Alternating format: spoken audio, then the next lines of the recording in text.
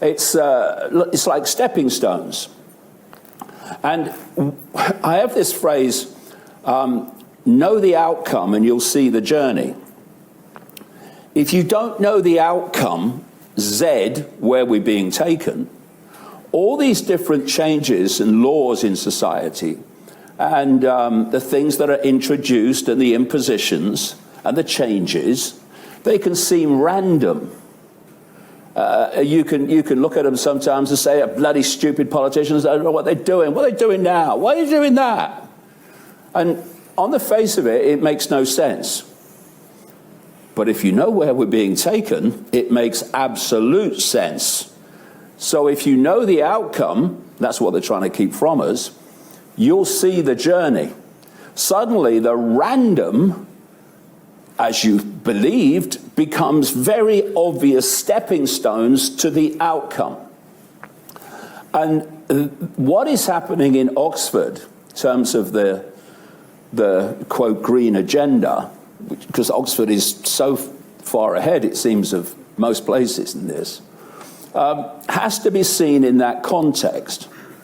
Because you can, in and of itself, and this is how it's sold, in and of itself, you can say, well, I think it's a good idea that you keep traffic out the centre of the city and people can walk around and go on their bikes. It makes sense to me. You can even say, well, I think it's quite a good idea that you have everything you need within 15 minutes walk or 15 minutes on a cycle. But when you know the outcome, those two things take on a very different perspective. And I was reading an article from 2022 in Time Out today, and it was about Oxford, and it was about 15-minute cities and all that. 15-minute communities, actually, it should be called.